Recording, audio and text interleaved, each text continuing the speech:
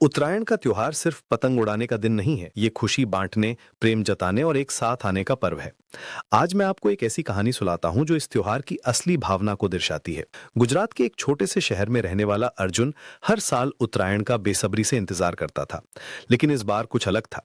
उसके पिता की तबीयत खराब थी और घर में पैसों की तंगी थी। अर्जुन के मन में एक ही सवाल था, क्या इस बार वो अपने दोस्तों के साथ पतंग उड़ा पाएगा? उत्तरायण से एक दिन पहले अर्जुन अपनी छत पर बैठा था।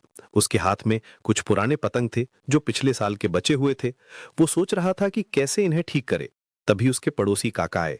अरे अर्जुन, क्या बात है, इतना उदास क्यों लग रहा है? काका ने पूछा।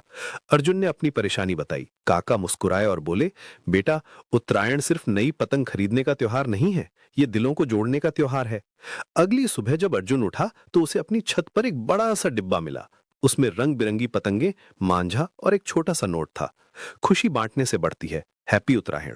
अर्जुन की आंखों में खुशी के आंसू आ गए। उसने तुरंत अपने दोस्तों को फोन किया, लेकिन फिर उसे एहसास हुआ कि उसके दोस्त राहुल के घर भी आर्थिक परेशानी थी। अर्जुन ने फैसला किया। उसने अपनी पतंगों में से आधी राहुल को दे दी। राहुल पहले मना करता रहा, लेकिन अर्जुन ने कहा, यार, उत्तरायण का मतलब ही यही है, साथ मिलकर खुशी मनाना। छत पर पहुंचकर दोनों दोस्तों ने देखा कि पूरा मोहल्ला जीवंत हो उठा था। हर छत पर लोग पतंग उड़ा रहे थे। बच्चे चिल्ला रहे थे, काई पो छे, और बड़े लोग तिल के लड्डू खा रहे थे। अर्जुन और राहुल ने अपनी पहली पतंग हवा में छोड़ी। लाल रंग की वो पतंग हवा में नाचने लगी। तभी पास की छत से एक आवाज आई, वाह भाई, कमाल की पतंग है। ये आवाज थी सुमित्रा आंटी की।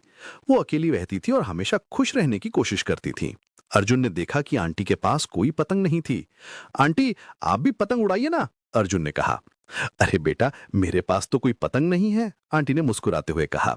अर्जुन और राहुल ने एक दूसरे की तरफ देखा। बिना कुछ कहे वे दोनों आंटी की छत पर पहुंच गए। अर्जुन ने अपनी सबसे सुंदर हरी पतंग आंटी को दी।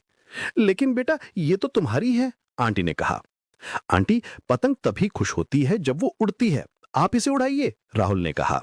आंटी की आंखों में खुशी चमक उठी। उन्होंने पतंग को हवा में छोड़ा और वो ऊंची उड़ने लगी। पूरे मोहल्ले से तालियों की आवाज आई। दोपहर तक पूरा मोहल्ला एक बड़े परिवार की तरह लग रहा था। किसी के पास ज्यादा पतंग थी तो वो बांट रहा था, किसी के पास स्वादिष्ट खाना था तो वो सबको खिला रहा था। छोटे बच्चे बड़ों से पतंग उड़ाना सीख रहे थे। अर्जुन के पिता भी छत पर आ गए थे। वो बीमार थे, लेकिन इस खुशी के माहौल में उनका चेहरा भी चमक रहा था। बेटा, यही तो है असली उत्तरायण, अर्जुन ने उन्हें कहा। शाम होते होते अर्जुन को एहसास हुआ कि आज उसने सबसे ज्यादा पतंगे उड़ाई थीं। हालांकि उसने अपनी आधी पतंगे दूसरों को दे दी थीं, क्योंकि जब उसने दूसरों की खुशी देखी तो उसकी अपनी खुशी दुगनी हो गई थी।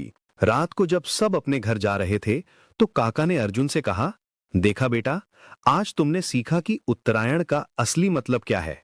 ये सिर्फ पतंग उड़ाने का त्योहार नहीं है, ये प्रेम बांटने, खुशी साझा करने और एक दूसरे का साथ देने का त्योहार है। अर्जुन ने महसूस किया कि आज उसने जो कुछ भी दिया था उससे कहीं ज्यादा उसे मिला था। उसे मिली थी सच्ची खुशी, गहरे रिश्ते और ये एहसास कि जब हम अपनी खुशी दूसरों के साथ बांटते हैं तो वो और भी बढ़ जाती है। उत्तरायण का ये त्योहार हमें सिखाता है कि जिंदगी में सबसे बड़ी खुशी दूसरों को खुश देखने में है। जब हम अपना प्रेम, अपनी खुशी और अपना साथ दूसरों के साथ बांटते हैं तो हमारा दिल भी उसी पतंग की तरह ऊंचा उड़ता है जो हवा में स्वतंत्र होकर नाचती है। इस उत्तरायण आइए हम भी अर्जुन की तरह अपनी खुशी बांटें, अपना प्रेम लुटाएं और एक दूसरे का साथ दें, क्योंकि असली त्योहार वही है जो हमारे दिलों को जोड़े और हमारी आत्मा को ऊंचा उड़ाए।